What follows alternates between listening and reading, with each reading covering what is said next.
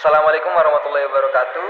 Alhamdulillahirabbil alamin wa bihi nasta'in ala umuri dunya waddin wassalatu wassalamu ala asyrafil anbiya'i wal mursalin wa ala alihi wa sahbihi ajmain.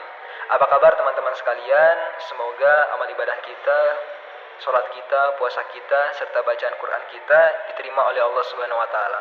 Pertama-tama marilah kita puji syukur kita kehadirat Allah Subhanahu wa taala yang telah memberikan kita nikmat iman, nikmat Islam, nikmat sehat walafiat, dan selawat serta salam kita haturkan kepada baginda Nabi Muhammad SAW. Beliaulah yang telah mengeluarkan kita dari zaman kegelapan menuju zaman cahaya, minaz zulumati ilan nur. Nah, di video kali ini dalam psikologi dakwah dan ilmu komunikasi, saya ingin membahas tentang apa sih hakikat kepemimpinan. Karena pada dasarnya yang di benak hati kita bahwa seorang pemimpin hanyalah seorang presiden, hanyalah seorang ayah dan lain sebagainya. Tapi kalau misalnya kita merujuk kepada hadis yang diriwayatkan oleh Imam Bukhari bahwasannya kullukum ra'in wa kullukum mas'ulun an ra'iyatihi.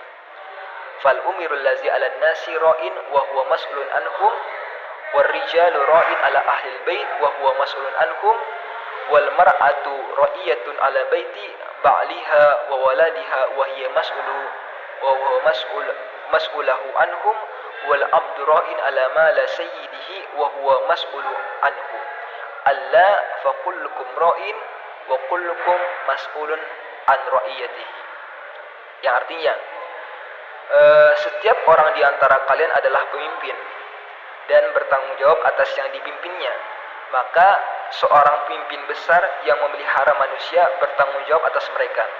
Seorang laki-laki adalah pemimpin bagi keluarganya dan ia bertanggung jawab atasnya. Adapun wanita bertanggung jawab memelihara anggota keluarganya dan ia bertanggung jawab atas mereka.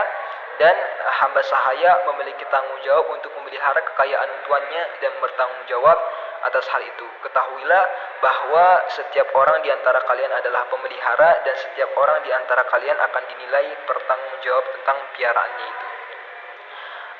Jadi teman-teman sekalian, bahwasanya konteks dalam seorang pemimpin tidak hanya sekedar dalam kekuasaan saja, yaitu seorang raja maupun seorang presiden, maupun dalam konteks kekeluargaan saja, yaitu seorang ayah.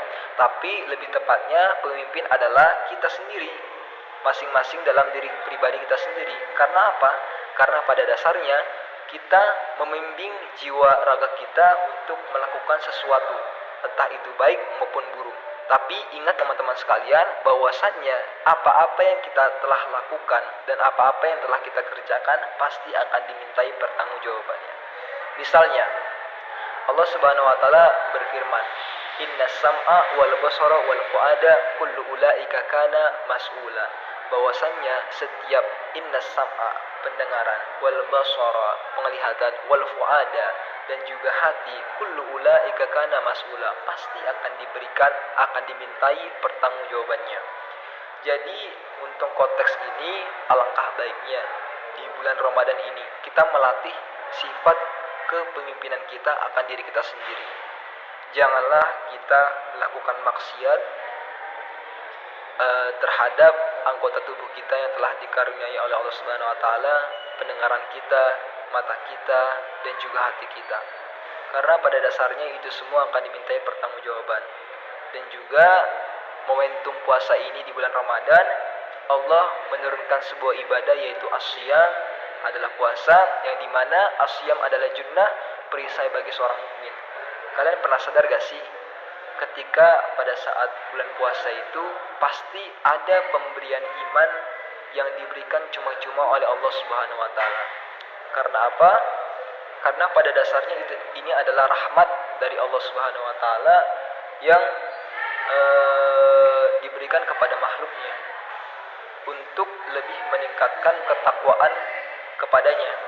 Dan juga pada dasarnya kita dilatih dalam puasa ini untuk menjadi pemimpin bagi diri kita sendiri, untuk meningkatkan ketakwaan kita kepada Allah Subhanahu wa taala.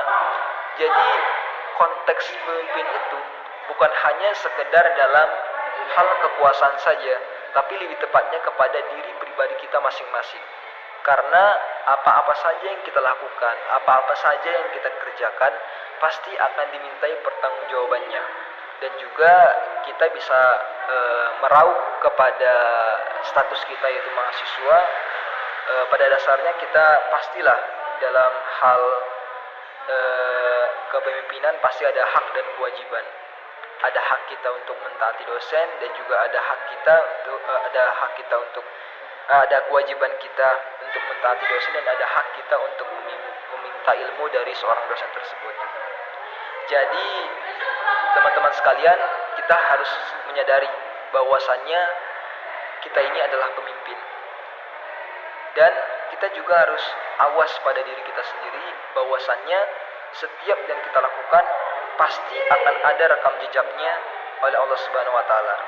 Dan teman-teman sekalian juga pasti akan merasakan bahwasannya setiap perbuatan pasti ada konsekuensinya. Contohnya, walaupun konsekuensi itu tidak langsung diterima, pasti akan ada rasa atau feel yang akan dirasakan. Contohnya seperti ini. Seorang anak yang berusia 19 tahun pasti kalau misalnya dia di rumah saja dan dia tidak berbuat apapun, pasti akan merasakan feel yang tidak enak dalam keluarganya. Dan konsekuensi yang telah dia lakukan akibat yang